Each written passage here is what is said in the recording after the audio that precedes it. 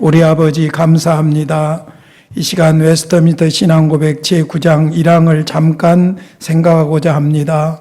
성령께서 스승이 되셔서 깨닫게 하여 주시옵소서.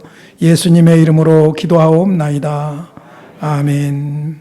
하나님 말씀 신명기 30장 19절 20절 보겠습니다. 제가 잊을까 봐서 강고드립니다. 오늘 비택 되신 안수 집사님과 권사님들은 또 우리 장로님은 나가실 때 우리 황동춘 목사님 통해서 봉투를 하나 받아가시기 바랍니다. 숙제입니다.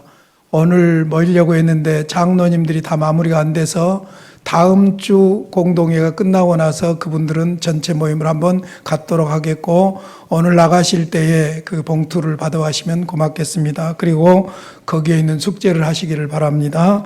하나님 말씀 신명기 30장 19절로 20절입니다. 같이 보겠습니다. 시작. 내가 오늘 하늘과 땅을 불러 너희에게 증거를 삼노라. 내가 생명과 사망과 복과 저주를 내 앞에 두었은즉 너와 내 자손이 살기 위하여 생명을 택하고 내 하나님 여호와를 사랑하고 그의 말씀을 청종하며 또 그를 의지하라. 그는 내 생명이시요 내 장수이시니 여호와께서 내 조상 아브라함과 이삭과 야곱에게 주리라고 맹세하신 땅에 내가 거주하리라. 아멘. 생명을 의지적으로 택하라고 말씀하고 있습니다. 오늘은 자유의지에 대해서 말씀을 드리겠습니다. 먼저 웨스트민스터 신앙고백서 제9장 1항을 제가 읽어드리겠습니다. 하나님은 인간의 의지에 그 자연적 자유를 부여하셨으며, 이걸 자유의지라고 그럽니다. 하나님은 인간의 의지에 그 자연적 자유를 부여하셨으며, 따라서 그것은 결코 강제되지도 않으며 선이나 악으로 결정된 본질의 어떤 절대적 필요성에 따르지도 않는다. 하나님께서 인간에게 자유의지를 주셨고, 그 자유의지는 결코 강제되지 않고 본인의 결정에 의해서 선택하고 행동하고 거절하고 한다는 것입니다. 다시 한번 읽어드릴게요. 하나님은 인간 의지에 그 자연적 자유를 부여하셨으며, 따라서 그것은 결코 강제되지도 않으며 선이나 악으로 결정된 본성의 어떤 절대적 필연성에 따르지도 않는다. 자기가 결정하고 자기가 책임지는 자유의지를 주셨다는 것입니다.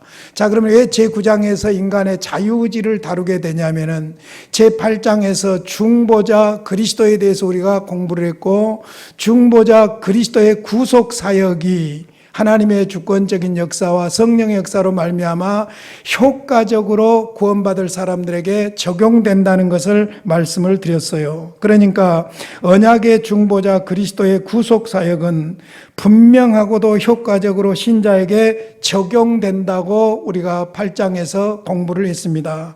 그렇다면 그리스도의 사역하고 인간의 자유의지는 어떤 관계를 가지고 있는가, 그것을 다루는 것이 바로 제9장입니다. 그러니까 제8장에서는 중보자 그리스도의 구속 사역, 거기에 내용을 보면은 하나님의 절대 주권에 의해서 만세전에 선택한 사람들에게 효과적으로 성령이 역사하심으로 말미암아 구원을 받아들이게 되고 예수를 구주로 믿음으로 구원받는다는 것을 우리가 공부를 했지요. 그렇다면 인간의 자유의지하고 그리스도의 구속사역하고는 어떤 관계가 있느냐 하는 것을 다루는 것이 바로 제9장의 이야기라는 것이죠. 그래서 제9장 1항에서는 하나님께서 자연적으로 자유로운 의지를 주셨고, 그 자유의지의 본질은, 이 말이 중요합니다, 외부적인 강요나 억압이 아니라 이성적 이해와 자연적 성향이 이끄는 내적 원리에 따라 의식적으로 행동하고 선택하고 거절한다는 것입니다. 내가 선택하고 내가 거절하고 내가 받아들이고 내가 행동한다는 거예요. 나의 자유의지로 결정을 한다는 그런 말씀이죠. 그러므로 1항은 우리의 행동에 대해서 우리에게 책임이 있다는 것을 분명히 말씀하고 있다. 하나님이 나에게 주신 자유의지에 의해서 내가 결정하고 행동하고 선택하고 거부하기도 하고, 그렇기 때문에 그 자유의지에 관한 선택에 대해서 내가 책임을 져야 된다는 거예요. 다른데 외압이나 강압이나 이런 것하고 관련된 것이 아니라는 것이죠. 자, 그래서 2항부터 5항까지는 이제 우리의 상태하고 관련이 있습니다.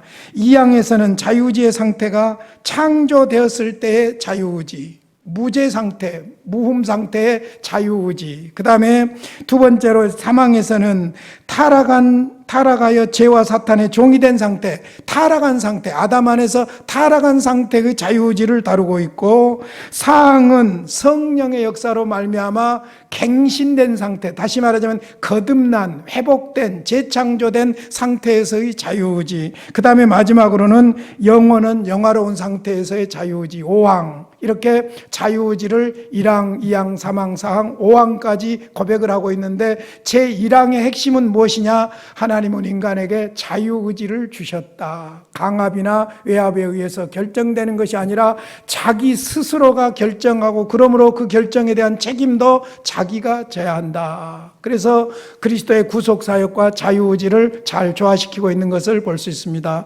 이 부분은 어떤 면에서 보면은 하나님의 역사와 하나님의 섭리 속에서 신비한 부분이라고도 말할 수가 있어요. 자, 예를 들어 보겠습니다. 주 예수를 믿으라. 그리하면 너와 내 집이 구원을 얻으리라. 하나님이 세상을 이처럼 사랑하사 독생자를 주셨으니 이는 그를 믿는 자마다 멸망하지 않고 영생을 얻게 하려 하심이라. 자, 하나님께서 이렇게 말씀해 주셨고 약속해 주셨는데, 그것에 대해서 하나님이 강압적으로 역사하지 않는다는 거예요. 강압적으로 역사하지 않고 자기가 자기 안에 있는 하나님이 주신 자유의지에 의해서 자기가 믿든지 안 믿든지 결정을 한다는 거예요. 그리고 그 결과에 대해서 자기가 책임을 진다는 것이죠. 그래서 받아들이고 믿으면 구원이고 그렇지 않으면 구원받지 못한다는 것이죠. 그래서 사실 삼위일체 하나님 건하고 예수 그리스도의 중보자 사역, 신성, 인성, 이성, 일인격하고 사실 하나님의 주권적인 역사하고 인간의 자유의지하고는 이 부분이 신비하게 연합하고 있는, 신비하게 역사하고 있는 그런 부분이라고 볼 수 있어요. 늘 제가 신앙의 산수를 여러분에게 말씀을 드렸는데, 자, 구원에 대해서도 하나님이 주권적으로 역사합니다. 100% 주권적으로 역사합니다. 그런데 그 구원을 받아들이고 안 받아들이고 하는 것은 100% 내가 하는 것입니다. 내가 하는 것입니다. 그러므로 우리는 100% 하나님이 하셨다고 하면서도 100% 내가 책임을 져야 되는 것입니다. 이것이 바로 하나님의 구원 사역하고 인간의 자유의지하고의 관계입니다. 왜 이 문제를 다루고 있냐면은 알미니안 같은 경우는 이 자유의지만을 내세우고 있기 때문에 이런 교리를 말씀드리는 것이죠. 자, 다른 건 다 놔두고 성경 세 구절만 다시 소개해 드리도록 하겠습니다. 신명기 30장 19절로 20절 아까 읽었던 내용인데, 자, 하나님께서 이스라엘 백성들 앞에 무엇을 주셨느냐? 생명과 사망과 복과 저주를 내 앞에 두었다. 너와 내 자손이 살기 위하여 생명을 택하고, 내가 택해야 돼요. 내 자유의지로 내가 결정해야 돼요. 자, 그 택하고 내 하나님 여호와를 사랑하고 자유의지에 의해서 의지적으로 그의 말씀을 청종하며 또 그를 의지하라. 그는 내 생명이시요 내 장수이시니 여호와께서 내 조상 아브라함과 이삭과 야곱에게 주리라고 맹세하신 땅에 내가 거주하리라. 하나님이 말씀하셨고 그 말씀에 대해서 생명과 복과 저주와 이 부분에 대해서 내가 자유의지를 가지고 선택해야 되고, 선택한 대로 행동해야 되고, 선택하고 행동한 것에 대해서 내가 책임이 있다는 것이죠. 그것을 말씀하고 있습니다. 그 다음에 로마서 7장 21절로 23절은 아주 복합적인 이야기인데, 거듭난 사람의 자유의지하고 그렇지 않는 사람의 자유의지, 그 다음에 영에 속한 사람과 그렇지 않는 육에 속한 사람이 내 안에서 싸우고 있다는 것이죠. 그래서 1항에서는 자유의지를 말하고 있고 2항에서는 무죄 상태의 자유의지, 그 다음에 3항에서는 타락한 상태의 자유의지, 4항에서는 회복된, 구원받은, 거듭난 상태에서의 자유의지, 그 다음에 마지막으로 영원한 영화 상태에서의 자유의지, 이렇게 구분하고 있는데, 그냥 쉽게 이렇게 생각을 해보세요. 거듭난 사람들의 양심은 죄에 대해서 민감합니다. 그렇죠? 구체적입니다. 그런데 거듭나지 않는 사람들은 그 양심이나 자기 의지의 기준이 다릅니다. 그래서 어떤 사람은 엄청난 죄를 범하면서도 죄가 아니라고 생각하는 사람이 있고, 엄청난 사람은 조그만 일에도 그냥 흔들리는 잎새에도 내가 죄인이라고 생각하는 그런 기준이 있어요. 그런 측면에서 무죄 상태, 그 다음에 타락한 죄의 상태, 그 다음에 거듭난 상태, 영원한 영화 상태에 따라서 우리의 자유의지의 작동이 다르다는 것이죠. 자기가 결정하지만은. 그런데 바울 사도가 로마서 7장 21절에서 23절까지 탄식하고 있는 것은 뭐냐면은 자기의 속사람, 거듭난 속사람은 하나님의 법을 따라서 살고자 하는 영적인 열망이 있는데 옛사람 육신의 모습은 어쩐다는 거예요? 자꾸 죄를 좋아한다는 거예요. 그쪽으로 가려고 한다는 거예요. 그래서 오라 나는 공고한 사람이로다. 누가 나를 이 사망의 그늘에서 건져내라. 탄식하고 있는 것을 볼 수 있죠. 그러니까 우리는 영에 속한 사람으로서 육에 속한 것들을 버리고 거절하고 영에 속한 것을 택하고 그쪽으로 따르고 순종하도록 우리의 의지가 그렇게 결정돼야 된다는 것이죠. 자, 로마서 7장 21절부터 같이 한번 읽겠습니다. 시작. 그러므로 내가 한 법을 깨달았노니 곧 선을 행하기 원하는 나에게 악이 함께 있는 것이로다. 내 속사람으로는 하나님의 법을 즐거워하되 내 지체 속에서 한 다른 법이 내 마음의 법과 싸워 내 지체 속에 있는 죄의 법으로 나를 사로잡는 것을 보는도다. 아멘. 한 가지 예만 들고 말씀을 마치겠습니다. 우리가 지금 사무엘하를 새벽마다 읽고 열왕기상을 이제 들어갔는데 사무엘하 마지막 24장에 보면은 다윗이 충동적으로 인구조사를 하게 됩니다. 인구조사를 하게 된 동기가 뭐냐면은 교만, 자만에 의해서 인구조사를 하게 됩니다. 그것에 의해서 하나님께서 징계를 내리시죠. 그래서 사실 3년 동안 그 세 가지 징계를 내리는데 7년 동안 기근을 택할 것인지, 그 다음에 석 달 동안 전쟁 중에 도망을 다닐 것인지, 아니면 3일 동안 전염병으로 고통을 당할 것인지. 그랬을 때 이제 다윗이 죄를 회개하고 내가 사람의 손에 빠지 아니하고 여호와의 손에 빠기를 원하나이다 그러죠. 여기에 여호와의 손이라는 것은 무엇이냐면 그때 당시에 사람들의 생각이 전염병은 하나님으로부터 온 것이라고 생각을 한 거예요. 전쟁은 사람에 의해서 사람을 죽이는 일이죠. 그러니까 전쟁 쪽, 이쪽을 택하지 않고 하나님의 손, 전염병에 의해서 가장 약한 것이죠. 사흘 동안 전염병을 택했죠. 그런데 안타깝게도 다윗의 그 교만한 죄로 인해서 결국 7만 명이 죽게 되는 기가 막힌 일이 벌어집니다. 그러니까 다윗이 교만해서 자기의 군사력과 왕권과 이 모든 것을 드러내기 위해서 해서는 안 될 인구조사라는 거예요. 인구조사 자체가 잘못된 게 아니에요.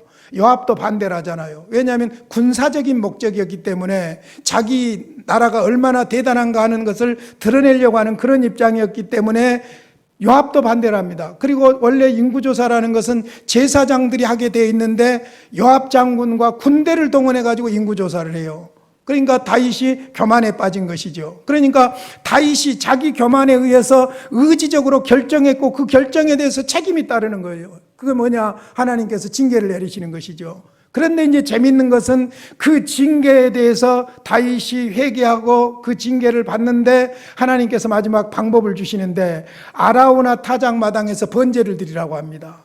그러니까 죄를 회개했을 때 하나님께서 은혜를 주시는데 아라우나 타작마당에 번제를 드리라고 하는데 그것을 사라고 그래요. 근데 이제 재밌는 것은 그 아라우나 타작마당이 어디냐면은 예루살렘 여부수 족속들이 차지하고 있었던, 나중에 다윗이 예루살렘 성을 거기에다 만들게 되죠. 그런데 그 예루살렘 바로 동북쪽이 되게 되고, 옛날에 아브라함이 모리아 산에서 이삭을 바쳤는데 그 모리아 산이 바로 거기예요. 거기에 나중에 무엇이 지어지느냐? 성전이 지어져요. 거기에 계속해서 죄를 속죄하는 제사가 드려져요. 그리고는 다윗의 후손으로 메시아가 오게 되는 것을 볼 수 있죠. 그러니까 하나님의 주권적인 역사와 인간의 자유의지와 그 사이에서 하나님이 역사하시는 놀라운 섭리들을 우리가 인간적으로 뭐라고 표현할 수가 없다는 거예요. 중요한 것은 이 두 가지가 100% 해가지고 인간의 일이 아니고, 그렇다고 하나님이 억지로 죄를 짓게 만드는 것도 아니고, 자유의지를 주셨고 그것에 따라서 하나님께서 역사하시고 섭리해 가신다는 말씀입니다. 자, 마지막으로 야고보서입니다. 야고보서 1장 14절 15절 같이 읽겠습니다. 시작. 오직 각 사람이 시험을 받는 것은 자기 욕심에 끌려 미혹됨이니 욕심이 잉태한 즉 죄를 낳고 죄가 장성한 즉 사망을 낳느니라. 각 사람이 시험을 받는 것은 무엇 때문이라고요? 자기 욕심에 끌려 미혹됩니다. 우리의 자유의지, 하나님께서 주신 이 자유의지 너무나도 중요한 부분인데 이것을 우리가 신앙적으로 잘 선택하고 순종해야 될 줄로 믿습니다. 할렐루야.